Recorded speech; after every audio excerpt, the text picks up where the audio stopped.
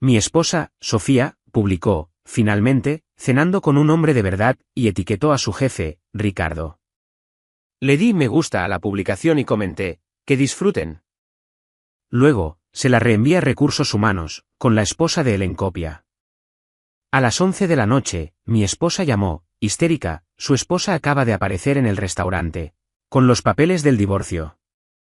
Ella lo publicó a las 7:42 de la noche. Yo estaba junto a la estufa, removiendo una salsa pomodoro casera, cuando mi teléfono vibró. Fue solo un reflejo. Me sequé la mano en un trapo de cocina y miré la pantalla. Ojalá no lo hubiera hecho. Ahí estaba. Una publicación de Facebook. Su publicación. Una foto tomada en medio de un brindis, probablemente con el modo retrato activado. Una vela en la mesa. Un vino caro, de esos que superan los 3.000 pesos la botella. Mi esposa, mi verdadera esposa, inclinándose hacia un hombre cuya mano flotaba, de una manera un poco demasiado cómoda, detrás de su silla. El pie de foto, finalmente, cenando con un hombre de verdad. ¿Y lo etiquetó? A su jefe, Ricardo Montoya. No fue sutil. No fue ambiguo, y definitivamente, no fue inocente. Debajo, los comentarios se acumulaban. Dios mío, qué bien se ven juntos. Pareja de poder. Fuego, fuego, fuego. Amiga, esta es tu era. Había corazones, emojis de llamas, y un par de viejos amigos de la universidad animándola con bromas internas que yo no reconocí.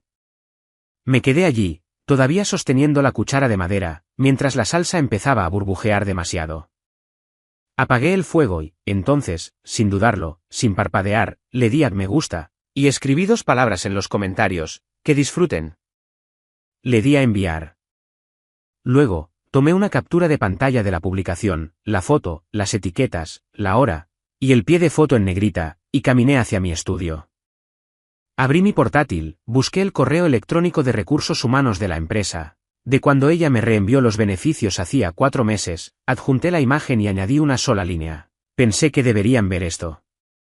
Luego, antes de darle a enviar, añadí un destinatario más, la esposa de su jefe, Isabela. Solo la había visto una vez, en la fiesta de Navidad de la empresa, hacía 2 años. Era callada, elegante. Halagó el vestido de mi esposa y dijo algo sobre dividir su tiempo entre la Ciudad de México y San Miguel de Allende. Recordaba su nombre. Recordaba sus ojos. Vigilantes. Una mujer a la que no se le escapaban muchas cosas. Su correo electrónico no fue difícil de encontrar. La gente olvida lo fácil que es buscar en los registros de empresas cuando formas parte de varios consejos directivos. Asunto, tu marido y la mía. Clic. Enviado. No di ningún portazo. No grité. Me serví un vaso de agua, volví a la estufa y tiré la pasta por el triturador de basura. Ya no quería comer. Eso es lo que tiene la traición. No siempre llega con truenos o cuchillos. A veces, aparece en minúsculas y con una iluminación filtrada, perfectamente encuadrada para recibir aplausos. Me senté en el sofá y encendí la televisión, en silencio. Solo observé los colores parpadear en la pantalla. A las 9:12, me envió un mensaje, todavía terminando. Puede que llegue tarde. No respondí. No preguntó si había comido, no le importó que estuviera solo en casa un viernes por la noche, mientras ella jugaba a lo que fuera que estuviera jugando, a la vista de cientos de personas. Para las 10:30, el silencio tenía pulso. Y entonces, sonó el teléfono. Dejé que sonara 2 veces antes de contestar. Su voz era ligera, casi risueña. Ay, por Dios, no estarás enfadado, ¿verdad? Vamos, era una broma. Una broma, dije, sin siquiera mirar el teléfono.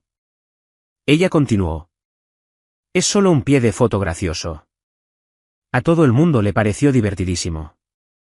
No te lo tomes tan a pecho, mi amor. Podía oír el tintineo de copas de fondo, en algún lugar entre una risa y una tos. No estoy enfadado, dije. Has dejado las cosas muy claras. Eso la silenció por un segundo, luego insistió. ¿En serio, estás exagerando? Sabes que te quiero. Solo era una broma juguetona. Cielos, últimamente estás tan sensible. Probablemente sea todo el estrés del trabajo. Manipulación, de manual. Estoy bien, dije. Llega a casa con cuidado. Y luego colgué. Me quedé mirando la pantalla, con el temporizador de la llamada aún parpadeando. El silencio que siguió fue más pesado que el ruido. Ella pensó que todo había terminado. Lo que no sabía, lo que ninguno de ellos sabía, es que el juego ya había comenzado, y yo no voy de farol. A las 10:43 de la noche, volvió a llamar. Dejé que saltara el buzón de voz. 10 segundos después, la pequeña notificación roja parpadeó, y le di a reproducir en altavoz, reclinándome en la silla como si estuviera viendo una mala película. Ya conocía el final. Su voz sonó, empalagosamente dulce, con una risa forzada que apenas ocultaba la tensión subyacente. Cariño, vamos. No seas tan sensible. Era una broma, dijo, alargando la palabra como si se suponía que borrara la intención. Sabes, publico tonterías todo el tiempo. Son solo las redes sociales. Ya sabes cómo funciona. Pausé el buzón de voz ahí y me quedé mirando la copa de vino que dejó en el fregadero esta mañana, la marca de lápiz labial todavía visible. Carmesí, como una diana. Ella continuó, has estado tan distante últimamente. Pensé que un poco de diversión te recordaría no tomarte todo tan en serio. Sabes que te quiero. No seas inseguro, ¿sí? Solo era un juego. Juguetón. Esa es una palabra que pierde su significado muy rápido cuando tu esposa la usa para describir llamar a otro hombre un hombre de verdad, mientras comparte un vino que tú pagaste, en una noche en la que te dijo que trabajaría hasta tarde. Le di a borrar. Luego, como si fuera una señal, apareció un mensaje de texto justo detrás. ¿En serio no me vas a hablar ahora? Esto es inmaduro. ¿Inmaduro? Qué irónico, viniendo de una mujer que acaba de lanzar discretamente su aventura a 800 amigos de Facebook, como si fuera un nuevo guardarropa de otoño. Aún así, no respondí. Simplemente saqué un cuaderno del cajón, uno de esos de espiral de la vieja escuela por los que siempre se burlaba de mí. Decía que yo era el último dinosaurio que usaba papel. Lo abrí en una página en blanco y escribí en la parte superior, día 1. El buzón de voz, y luego una sola nota debajo, tono burlón, desvío de la culpa, minimización de la responsabilidad, cero remordimiento. Ella aún no se daba cuenta, pero acababa de darme una marca de tiempo. Una migaja de pan legal. Porque lo que pasa con las bromas es que, cuando se explican bajo juramento, pierden su encanto muy rápido. A las 11:10, volvió a enviar un mensaje, ¿de verdad vamos a hacer esto? Háblame. No, nosotros no estamos haciendo esto. Tú estás haciendo esto. Yo solo lo estoy documentando. Por fuera, mantuve la calma. Por dentro, ya había reproducido toda la semana siguiente en mi cabeza, como una partida de ajedrez que ya había visto antes, paso a paso. Sin gritos, sin escenas. Ella pensó que podría salir del paso con una broma, fingir que el comentario era inofensivo, fingir que yo estaba siendo demasiado dramático, fingir que todo volvería a la normalidad para el lunes. Pero aquí está la cosa, ella no se casó con un hombre que juega a la defensiva. Y si estás escuchando y asintiendo porque has estado ahí, insultado en silencio, ignorado, convertido en el chiste andante de tu propia casa, toma notas. Esto no es rabia.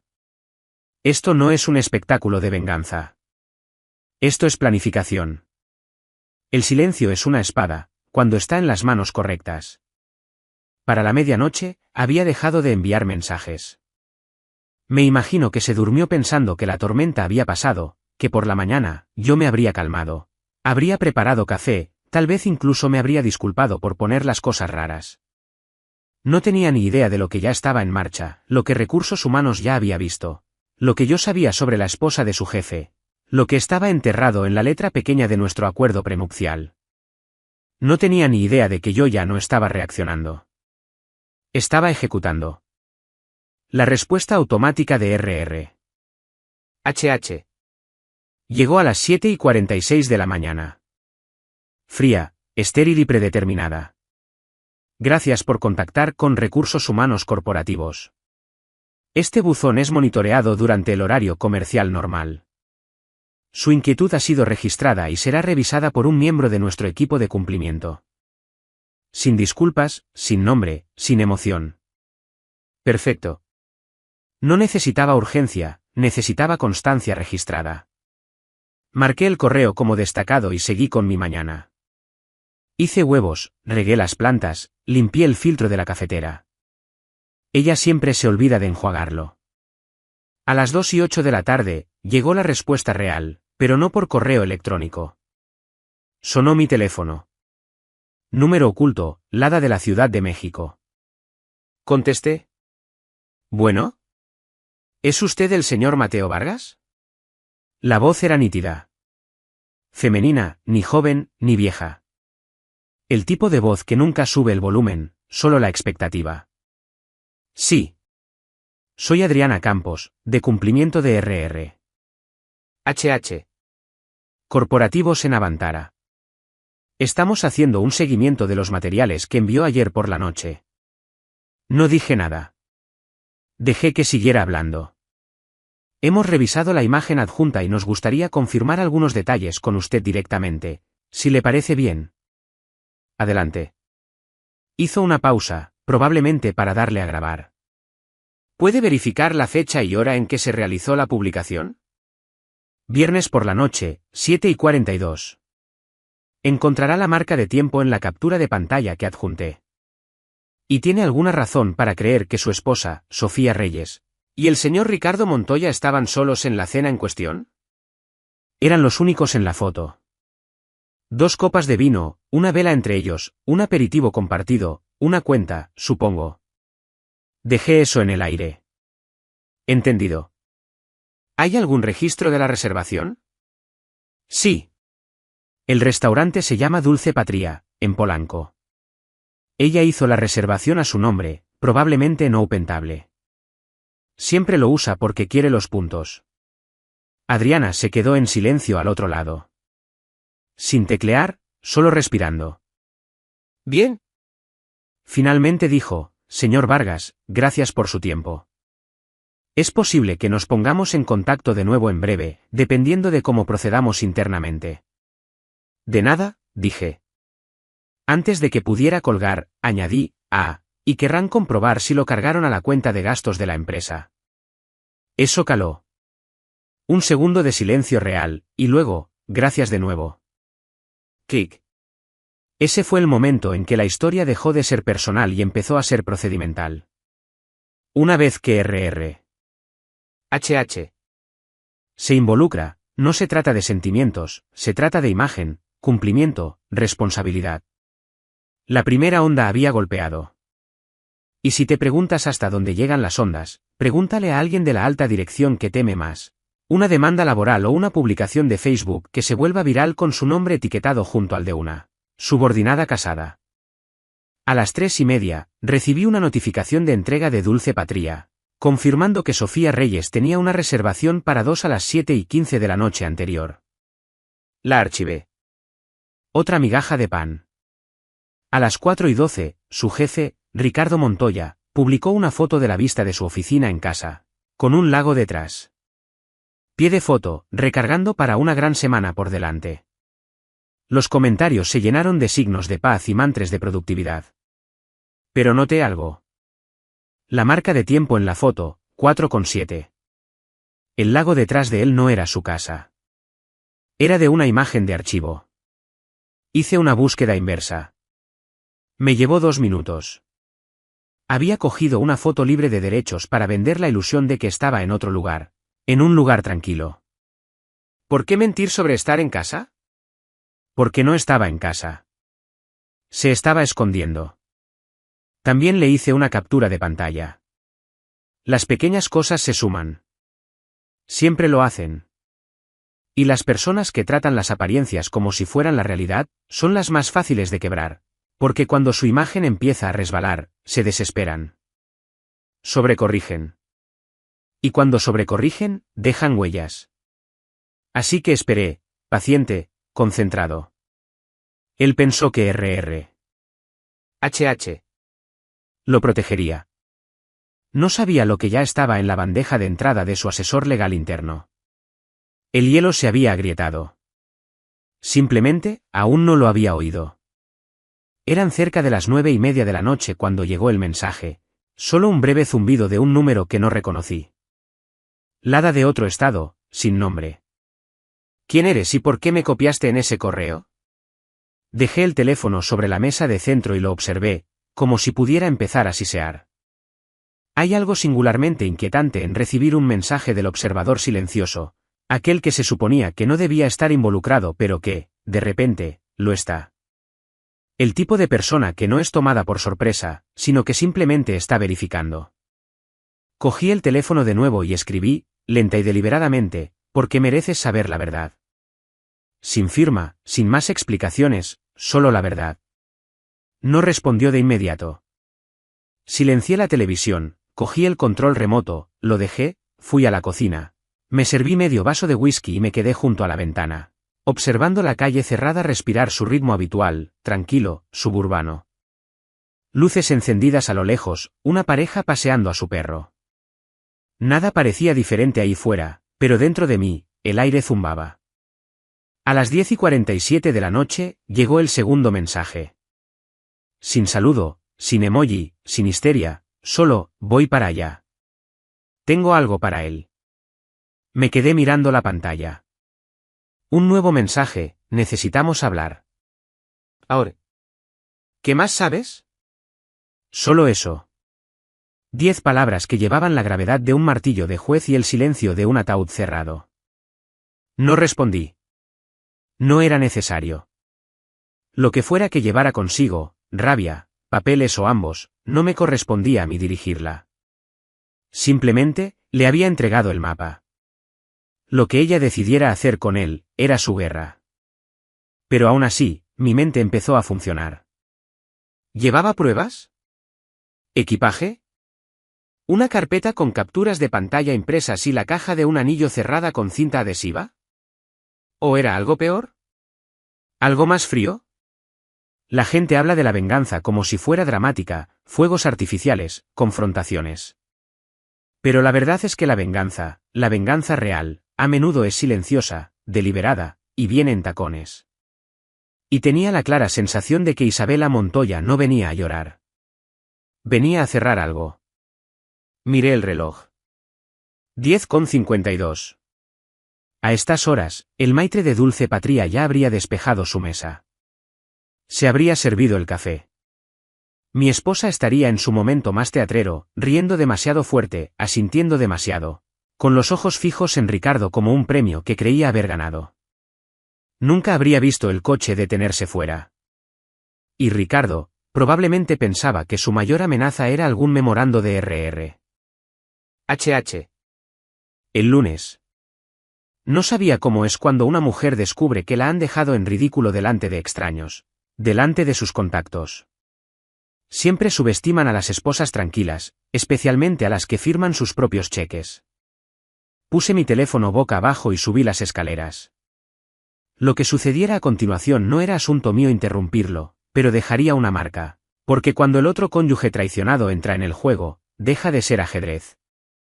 Se convierte en fuego. A las 11:03 de la noche, sonó el teléfono. No necesité ver el identificador de llamadas. La vibración tenía una frecuencia que el pánico siempre encuentra. Dejé que sonara una, 2 veces, y luego contesté sin hablar. Su voz golpeó de inmediato. Rota, frenética, una parte de furia, 3 partes de miedo. ¿Qué demonios hiciste? Sin preámbulos, sin hola. Me mantuve en silencio. Ella acaba de entrar en el restaurante con los malditos papeles del divorcio. Su respiración era entrecortada, como si hubiera corrido mientras gritaba. Los golpeó contra la mesa, justo delante del maitre. Ricardo intentaba levantarse y ella le partió la servilleta en 2 y simplemente se fue. Le partió la servilleta. Por supuesto que lo hizo. Esa mujer entendía el simbolismo mejor que cualquier departamento de HH. Me lo imaginé. El silencio que debió de instalarse como niebla sobre el restaurante. Los comensales mirando por encima de sus copas de vino. Los meseros congelados a medio servir. La pequeña actuación perfecta de mi esposa, destrozada por la entrada de una esposa que no montó una escena, hizo una declaración. El silencio debió de ser bíblico. Y luego vinieron los susurros. Podía oírlo ahora, mi esposa luchando por su dignidad mientras Ricardo Montoya estaba sentado allí, blanco como el plato de pan sin tocar, preguntándose cómo demonios se derrumbó el mundo entre el risotto y el tiramisú. Ella seguía gritando por teléfono. Tú se lo enviaste a ella. ¿En qué demonios estabas pensando? Me apoyé en la encimera de la cocina. El granito estaba frío, me anclaba. Solo le di a enviar, dije con calma. Eso la detuvo por un momento. ¿Crees que esto es divertido? Su voz temblaba. Me humillaste. Nos humillaste. Ah, dije con el peso justo para cortar, ahora volvemos a ser, nosotros. Silencio. Se dio cuenta entonces. No del lío, no del correo electrónico, no de las consecuencias. Se dio cuenta de que no estaba enfadado. Para mí, se había acabado. Yo, empezó, y luego se detuvo. No lo entiendes. Ricardo. Lo va a perder todo. Esta es su carrera. Su esposa. Va a desatar el infierno. Bien, dije. Quizás le quite esa sonrisa de suficiencia de su foto de LinkedIn. La pausa que siguió se alargó, larga y hueca. Podía imaginarla sentada en el coche, con el maquillaje corrido, el vestido arrugado, todo lo que había construido sobre el ego y la coquetería, convirtiéndose en cenizas. Siempre haces esto, susurró. Lo haces todo tan calculado. ¿Tan frío? Sonreí. No porque fuera divertido, sino porque era preciso. Publicaste una foto, dije suavemente, diciéndole al mundo que estabas cenando con un hombre de verdad. Esperé un segundo. Ahora te toca ver lo que hace un hombre de verdad. Terminé la llamada, no porque hubiera terminado de hablar, sino porque no quedaba nada que decir. Su mundo ya estaba en caída libre. El jefe que creía que la protegía se estaba desmoronando. El poder que creía tener se había desvanecido. Todo lo que se necesitó fue un correo electrónico y una servilleta. Aparentemente. Fui al fregadero, enjuagué un plato y pensé, no por primera vez, que los castigos más poéticos no provienen de la ira. Provienen de la precisión. Domingo, 4:16 de la tarde. Su coche entró en el camino de entrada más lento de lo habitual, como si le avergonzara ser visto. Observé desde la ventana de arriba, sorbiendo un café que se había enfriado hacía mucho, dejándola sentarse con el suspenso de no saber qué la encontraría al otro lado de la puerta. Salió, todavía con el vestido de la noche anterior. Solo que ahora estaba arrugado, cansado, y le faltaba un botón. Sin tacones, solo unos zapatos planos que probablemente guardaba en el coche para emergencias.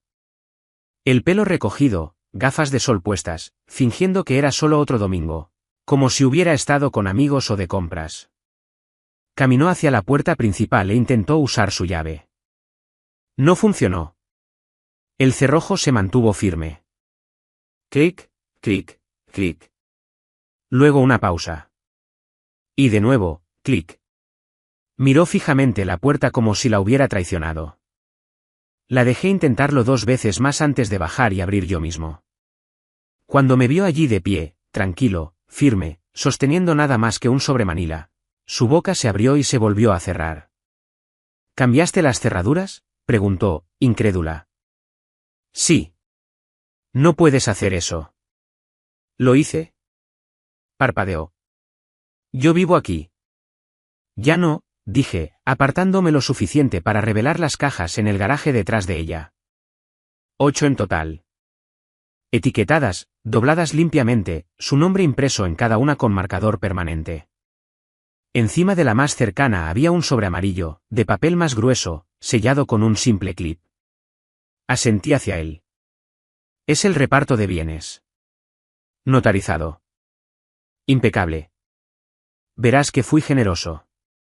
Se quedó allí, congelada, como un personaje de un videojuego cuyo camino había sido bloqueado por un error en el código. Su boca se movía, pero su cerebro todavía estaba procesando. Me estás echando. Me estoy separando del origen del problema. Después de una publicación, escupió. No, dije, después de los años que llevaron a ella. Sus ojos se desviaron hacia las cajas, luego hacia el sobre, y de nuevo hacia mí. No tengo a dónde ir esta noche, dijo en voz baja. Eso es desafortunado. ¿De verdad vas a tirarme como si fuera basura? La basura no se etiqueta, envuelve y notariza. Dio un paso adelante como si fuera a intentar pasar por mi lado, pero no me moví. En su lugar, metí la mano en mi bolsillo trasero y saqué un segundo sobre. Blanco esta vez, más fino. Lo tomó sin pensar, lo abrió, leyó la primera página y se congeló. Esto es un acuerdo de confidencialidad, dijo, confundida. Para ambos, pero especialmente para ti. ¿Crees que puedes simplemente? No. No lo creo. Lo sé. Porque mientras tú estabas publicando fotos de tu aventura, yo estaba revisando los registros de negocios conjuntos, nuestro historial de cuentas de jubilación y tus pequeños pagos de mentoría, de Ricardo. Sus labios se separaron. Me incliné, en voz baja. ¿Quieres que esto termine de forma limpia? Fírmalo. ¿Quieres arrastrarlo al drama? Ese sobre, señalé el que estaba en la caja, se convierte en la prueba A. No respondió. No tenía por qué hacerlo. Había una grieta en su rostro que no había visto en años, la mirada de una mujer que siempre pensó que tenía el control, finalmente dándose cuenta de que ya ni siquiera estaba en la mesa de juego. ¿Planeaste esto?, dijo. No, corregí. Tú lo planeaste. Yo solo ajusté el cronograma. Se quedó allí un minuto entero antes de retroceder lentamente, mirando la casa como si se hubiera vuelto contra ella. No se llevó las cajas. Todavía no. Pero se llevó el acuerdo de confidencialidad, y eso era todo lo que necesitaba. Lunes, 8:47 de la mañana. La bandeja de entrada de su oficina todavía estaba activa. Apenas. Solo el tiempo suficiente para que yo rastreara el reenvío automático que una vez configuré para controlarlas, facturas compartidas y los correos electrónicos de la escuela. Sonó una última vez antes del silencio. Un memorando de RR. HH. Asunto, reasignación temporal de responsabilidades de liderazgo. Traducción, Ricardo Montoya, su jefe, el hombre de verdad, de la publicación de la cena del viernes por la noche, estaba de licencia indefinida. Sin fanfarrias, sin anuncio en la reunión de la mañana, solo una línea en el informe diario y una reorganización de última hora de las llamadas a clientes. Los susurros comenzaron incluso antes de que ella entrara. ¿Viste la publicación? RR. HH. Se involucró. Alguien envió capturas de pantalla. Su esposa apareció, físicamente en la mesa. Yo no estaba allí, pero sé exactamente cómo se desarrolló.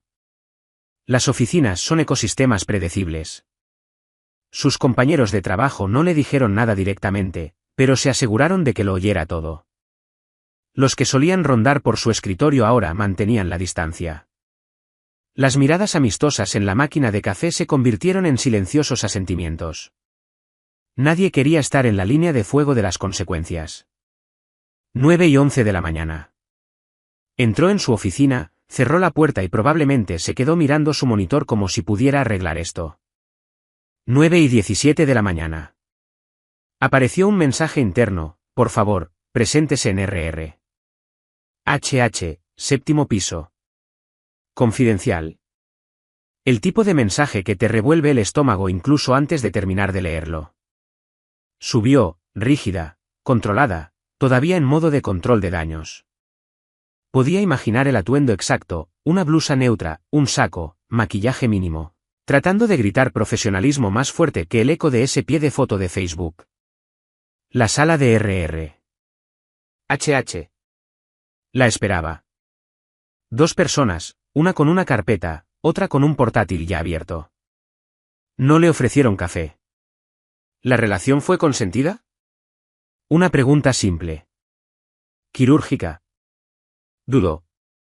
Solo eso fue suficiente. Ya lo sabían. Tenían capturas de pantalla sacadas del monitoreo interno. Tenían marcas de tiempo. Tenían los datos de la reservación, que Adriana de RR. HH. Había seguido el sábado. Tenían los hilos de comentarios, los informes de gastos y los registros de chat entre ella y Ricardo de la plataforma Teams de la empresa. Intentó explicarlo, no lo dudo. Probablemente lo enmarcó como mentoría. Quizás incluso coqueteó con la idea de decir que era apoyo emocional durante un trimestre difícil. Pero el rastro digital no mentía. Y tampoco el ligero temblor en su voz cuando le preguntaron por su marido, al que humilló públicamente. No gritaron. No acusaron. Solo preguntaron y grabaron. Salió de la habitación 27 minutos después, pálida y parpadeando demasiado. Sin llorar. Todavía no. Lo peor no había llegado. Eso llegó a las 12:04 de la tarde, cuando su tarjeta de acceso dejó de funcionar en su inicio de sesión de correo electrónico. Acceso revocado. Para las 12:15, dos compañeros de trabajo ya se habían dado cuenta. Uno de ellos le envió un mensaje a un amigo de otro departamento. Para las 12:32, se había iniciado un hilo en el Slack interno de la empresa, titulado discretamente Ricardo y Sofía, con una serie de emojis de ojos y un meme de un contenedor de basura en llamas. No lo celebré. No lo necesitaba. Ella había pasado años construyendo una marca, inteligente, competente, empoderada. Y ahora, cada centímetro cuidadosamente elaborado de esa imagen se estaba desmoronando. No por la aventura, sino porque lo hizo públicamente, a bombo y platillo, y luego la pillaron. La gente no susurra porque te odia, susurran porque solían respetarte y ahora están recalibrando. Y por mucho que intentara salvar su reputación en ese edificio, no podía desetiquetarse de su propia publicación. No podía borrar la copa de vino, la sonrisa o el pie de foto que lo empezó todo. Para cuando regresó a su oficina esa tarde, ya no era una líder. Era un riesgo. Martes por la mañana, 9:02, se sentó frente a su abogado, probablemente del mismo bufete exclusivo del que una vez se jactó de usar por si acaso, cuando firmamos el acuerdo prenupcial entre cócteles y condescendencia, hace 12 años. En aquel entonces, lo llamó una formalidad. Ya sabes, solo para que mis papás no entren en pánico por mi fideicomiso, había dicho, bebiendo un martini de pepino. Nunca lo necesitaremos. Ahora lo necesitaba desesperadamente. Excepto que ya no era su arma. El abogado, joven, pulcro, de mirada vacía, hojeaba las páginas con un marcador en la mano y una expresión que decía, deberías haber leído esto con más atención. Cláusula 9.3, en caso de infidelidad pública demostrable por cualquiera de las partes, todos los bienes adquiridos conjuntamente bajo el régimen de sociedad conyugal volverán a la parte no responsable de la infracción. Las publicaciones digitales, declaraciones o informes documentados de terceros se consideran pruebas admisibles si son confirmadas por una autoridad legal o corporativa. Su publicación de Facebook calificaba. Mi comentario era prueba de conocimiento. El correo electrónico reenviado selló el ataúd. Capturas de pantalla, con marca de tiempo, vinculadas, verificadas. Incluso tenían metadatos de ubicación que confirmaban que había publicado desde el restaurante en cuestión. Su propio teléfono había testificado en su contra. Su abogado se aclaró la garganta, con los labios finos. Esto podría ser catastrófico. Su boca se abrió y luego se cerró. Por una vez, sin réplica, sin contraataque, solo un trago silencioso como alguien que intenta tragar cemento. Él no es quien yo pensaba que era, susurró. El abogado levantó la vista. ¿Se refiere a su marido? No respondió. Por supuesto, no lo era. Pensaba que yo era pasivo, un amante de las hojas de cálculo. Un hombre que hace las tareas del hogar y evita los conflictos, un sustituto. Del tipo que refunfuñaría, se pondría triste. Quizás se quedaría en el sofá de un amigo durante una semana antes de perdonarla porque el matrimonio es complicado. Pero yo no estaba hecho para las escenas. Estaba hecho para los sistemas, y ella olvidó que yo escribí el nuestro. Para el mediodía, estaba revisando los extractos bancarios de cuentas a las que ya no tenía acceso. Mi abogado ya había presentado una moción para dividir los bienes según la cláusula de infidelidad del acuerdo prenupcial. Audiencia de emergencia pendiente. Su cuenta de ahorros favorita estaba cerrada. Mi nombre había sido eliminado del título de su coche 2 semanas antes, después de una sutil refinanciación que nunca cuestionó porque la presenté como una consolidación de deuda. No solo iba un paso por delante, estaba jugando un juego completamente diferente. A la 1:44 de la tarde, me llamó. No contesté. Me envió un mensaje a la 1:46, ¿podemos hablar sin abogados? Respondí a las 2:02, nunca necesitamos abogados. Simplemente, nunca me necesitaste hasta ahora. A las 2:30, su abogado había comenzado a reformular sus expectativas. Atrás quedaba la idea de irse con la mitad. Atrás quedaba la noción de empezar de nuevo en una nueva ciudad con un acuerdo. A lo que se enfrentaba ahora era a salvar los muebles. E incluso eso sería condicional. La humillación, resulta, lleva un traje a medida cuando entra en el despacho de un abogado y te entrega tu propio contrato, subrayado y rubricado por ti. No grita. No amenaza. Simplemente te entrega la pluma y pregunta cortésmente, ¿dónde le gustaría firmar, Sofía? Para el jueves por la mañana, había convertido todo el asunto en una nueva narrativa. Ella no era la adúltera, era la víctima de una campaña maliciosa. Su marido, yo, había orquestado una trampa para arruinar su reputación, y su empleador había permitido que escalara. Ricardo era solo un daño colateral en un elaborado complot de venganza nacido de los celos y el control. Envió una queja formal a RR. HH. Alegando represalias, diciendo que la publicación de Facebook fue intencionadamente malinterpretada, que yo había manipulado un momento privado para la humillación pública, que había utilizado una relación interna como arma para sabotear su carrera. De lo que no se dio cuenta, espectacularmente, es que no puedes afirmar que te han tendido una trampa cuando tú misma publicaste la confesión. La respuesta de la empresa llegó rápidamente y con toda la calidez del hielo seco. La llamaron y la sentaron. 4 personas esta vez, 2 del departamento legal, una de RR. HH. Y un nombre desconocido que probablemente nunca había conocido, Supervisión de Riesgos Corporativos.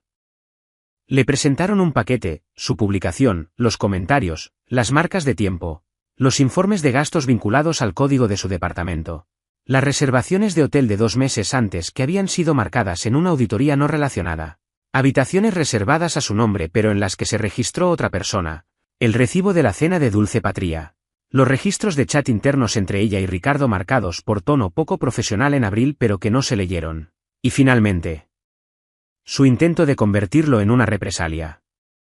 La mujer de riesgos leyó en voz alta la última línea de la cláusula de conducta personal de la empresa. Como una bendición, cualquier relación que comprometa, o parezca comprometer, el juicio profesional, la objetividad o los intereses de la empresa, puede ser motivo de medidas disciplinarias, incluyendo el despido. No sí, no cuando se demuestre, solo parezca comprometer. Luego le entregaron la carta de despido. Con causa. Su tarjeta de acceso fue desactivada en 1 hora. Y mientras empaquetaba los restos de su carrera en una caja de papel de impresora reciclado, un ratón ergonómico apenas usado, 2 plumas secas y una placa que decía, «Las mujeres bien educadas rara vez hacen historia», otro golpe aterrizó desde un ángulo que nunca vio venir. La esposa de Ricardo, Isabela, no solo solicitó el divorcio. Presentó una demanda civil contra su marido y la empresa, alegando daño moral, daño a la reputación y supervisión negligente. ¿Y la pieza central de su evidencia? La publicación de Facebook. Aquella con mi esposa radiante a la luz de las velas, con el pie de foto, finalmente, cenando con un hombre de verdad. Presentó la demanda en una jurisdicción conocida por castigar a las corporaciones con mucho dinero y mala documentación de RR. HH. Un amigo abogado lo llamó un callejón sin salida legal para la empresa. La empresa se apresuró. Enviaron un memorando interno con un lenguaje suave, compromiso con la integridad, evaluación de la conducta personal, planificación de la transición. Ricardo se fue, discretamente. Sin fanfarrias, sin despedidas. Mi esposa fue puesta en la lista negra. La noticia se extendió rápidamente en su nicho industrial. Las empresas no contratan al sujeto de escándalos de RR. Los estudian. La historia ya se movía por canales secundarios, susurros durante las llamadas de Zoom, vídeos de pasillo, mensajes privados de LinkedIn. ¿Y yo? No envié ni un solo seguimiento. Ni prensa, ni citas, ni tweets de rabia. Dejé que ellos hicieran todo el trabajo. Todo lo que hice fue abrir una ventana, y ellos salieron felizmente por ella. 2 semanas después, estaba en el patio trasero podando los setos junto a la valla sur, esa de la que ella siempre se quejaba porque bloqueaba la vista del vecino. Nunca entendí por qué eso importaba. Ahora no tenía que fingir que sí. Las tijeras sisearon suavemente con cada corte. Un ritmo constante, líneas limpias. El césped parecía casi engreído en su simetría. La paz tiene una extraña manera de colarse, no con fanfarrias, sino con rutinas mundanas finalmente libres de fricción. Mi tableta vibró en la mesa del patio. Me limpié las manos, la cogí y abrí la alerta de noticias. Sección de negocios locales, artículo del martes, ejecutivo despedido tras escándalo sentimental, publicación de su esposa en Facebook provoca reestructuración interna. Debajo del titular, una foto de Ricardo Montoya con un saco que de repente parecía 2 tallas más grande. El artículo lo repasaba todo, el incidente en las redes sociales, la investigación de RR. Los despidos abruptos, la demanda civil pendiente presentada por su ahora exesposa. Ni una sola vez mencionaba mi nombre, ni siquiera un susurro. Esa fue la parte más satisfactoria. El foco de atención se mantuvo en las personas que construyeron sus castillos sobre el ego y la coquetería. Me había vuelto invisible de nuevo, intencionadamente, quirúrgicamente, legalmente. Me desplacé por el artículo lentamente, saboreando cada párrafo como un sorbo lento de whisky. La cita final era de un portavoz de la empresa. Estamos tomando todas las medidas necesarias para reforzar nuestros estándares internos y preservar nuestra integridad corporativa. Me reí, no en voz alta, solo lo suficiente para que el perro levantara una ceja desde donde dormitaba en el porche. Dentro de la casa, todo estaba en su sitio. Mis cuentas se habían dividido, las inversiones se habían movido. La escritura de la propiedad se había transferido discretamente a un fideicomiso bajo un nuevo nombre, un nombre que ella nunca reconocería, incluso si se topara con él en una base de datos. Las cuentas conjuntas estaban cerradas, su acceso a los servicios públicos cortado. No más paquetes de Amazon cargados a mi tarjeta, no más pedidos accidentales de Rappi en mi cuenta. La casa estaba silenciosa, deliciosamente silenciosa. Fue entonces cuando el teléfono volvió a vibrar. Buzón de voz. No necesité comprobar el número. Le di a reproducir. Su voz era pequeña esta vez, dócil. Hola. Sé que probablemente no vas a contestar, pero, ¿podemos hablar? Dejó que el silencio se alargara, intentando crear una grieta de empatía en un hombre al que una vez descartó como aburrido. Te extraño. No pensé que llegaría a ser tan grave. Quizás podríamos simplemente hablar. Clic. Sin lágrimas, sin disculpas, solo un salvavidas lanzado a un mar en el que nunca tuvo la fuerza para nadar. Lo borré. No lo guardé. No lo volví a escuchar. No me inmuté. Algunas puertas no se cierran de golpe. Algunas simplemente se sellan herméticamente en silencio, sin esperanza de encontrar una manija al otro lado. El viento se levantó a través de los setos. Por primera vez en años, lo oí de verdad. Sin interrupciones. Sin suspiros desde otra habitación. Sin toses pasivo-agresivas detrás de las paredes. Sin silencios cuidadosamente elegidos para manipular. Solo viento. La paz no se anuncia. Simplemente llega cuando has limpiado los escombros. Y yo había podado, cortado y quemado donde era necesario. Ella solía decir que yo era predecible. No tenía ni idea de cuánta planificación hacen los hombres de verdad, en silencio.